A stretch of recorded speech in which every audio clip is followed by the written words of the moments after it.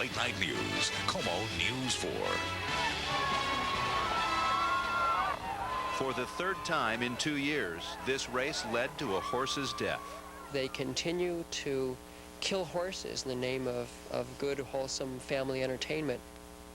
Good evening. Another horse died in the controversial suicide race at the Omak Stampede, and animal rights activists are outraged. And already tonight, the race organizer is talking about some change. KOMO's Joe Furia joins us tonight from our newsroom with details on that. Joe? Well, Kathy, there's already a lot of pressure on race organizers. 2 horses were put down after last year's race, another after this year's. So the plan is, once again, to cut the number of suicide races from 4 to 2. That was the plan before this year's event, too, but officials backed down when riders threatened to boycott if the number of races was limited.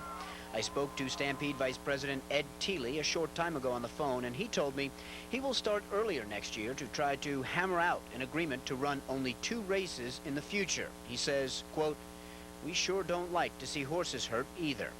Animal rights advocates say the 2-race limit is not enough. They say rushing horses down this steep hill into the river, having them swim across, then navigate the opposite bank, is cruel, and it should be stopped. We've seen 3 dead horses in the last 2 years, and they've been under as much scrutiny as ever before. If they can't make it safe now, they never will. The winner of this year's suicide race had this to say about the controversial event. "I know how people want to stop this, but this is ours. This is our glory." Animal rights advocates say there's nothing glorious about the race. They say it's inhumane. Reporting live from the newsroom, Joe Furia, KOMO News 4. Any word at all, Joe, from the owner of the horse that was put down this weekend? Well, Dan, Ed Teal, the race vice president, told me the owner sat on the riverbank and cried for about an hour after learning about his horse's injuries. Joe Furia, thank you. The UPS strike is into its 2nd week now, and local workers get some help from their friends. KOMO's Lynn Espinosa joins us live from the UPS offices in South Seattle. Lynn, it looks like things have quieted down there so far. There are about 3 dozen striking workers holding the line here tonight. It's quite a contrast to what we saw earlier when hundreds of people were out here in support. They were representing dozens of local unions.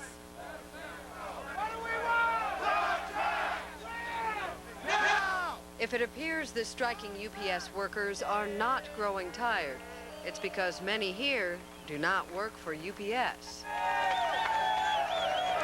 They're machinists from Boeing.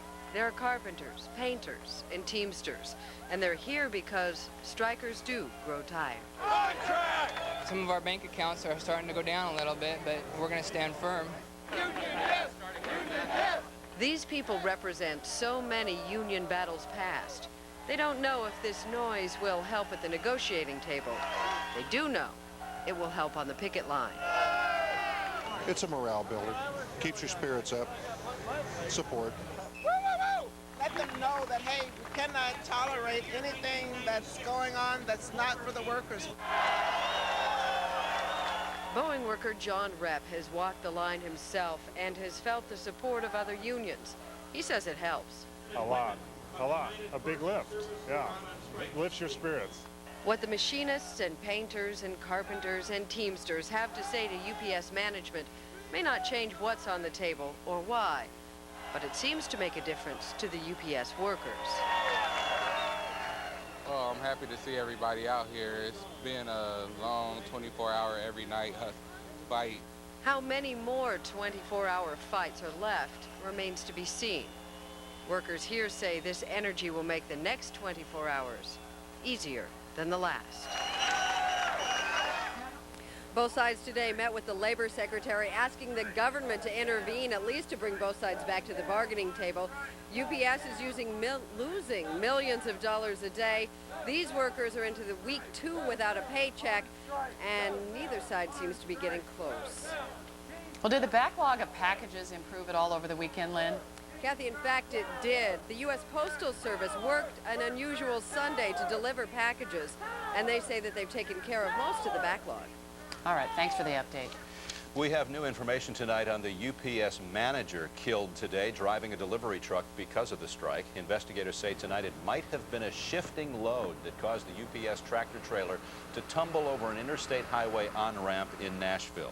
The rig fell about 25 feet, killing the 48-year-old driver and scattering glass and packages across the highway. UPS says the manager was licensed to drive the truck, but a union leader says having managers handle unfamiliar jobs is a time bomb waiting to happen. Police in Miami now say they have arrested 4 suspects and are looking for 2 more after the stabbing of a UPS driver who crossed the picket line. Police say the driver was making deliveries when he got in a fight with 6 people and was stabbed 5 times. Police say 2 of the suspects are striking UPS workers. The driver, former University of Miami football star Rod Carter, is recovering at home. It's been about 24 hours now since someone hit and killed a woman riding a bicycle in Lake Forest Park, and police still have little to go on. Just before midnight, 37-year-old Marilee Fisher was riding along Bothell Way when a car slammed into her. Witnesses say the vehicle hit Fisher from behind and then carried her for about a half a block before she fell off the hood. Here's all police have to go on. People who saw the accident say it was a big car, dark in color, sedan style. They think it's also an older model, and it probably has some damage in the front end and windshield. If you think you've seen it or know anything about this, please call Seattle Police. Flowers mark the place where 15-year-old Brian Essman died today. The Puyallup High School student was riding his bike on the sidewalk along East Main Avenue when a delivery truck turned in front of him. People who saw the accident ran up to help. They administered CPR, but Essman later died at Mary Bridge Children's Hospital in Tacoma. A 13-year-old boy is in the hospital after his family's boat was hit early this morning. The family was asleep on Union Bay near the University of Washington. They were hit by a boat police say was racing across the water. The person at the wheel has been cited with driving under the influence. The boat's owner has also been cited for allowing an intoxicated person to drive. The injured teenager from the boat that got hit is in satisfactory condition. Well, the hydros are gone.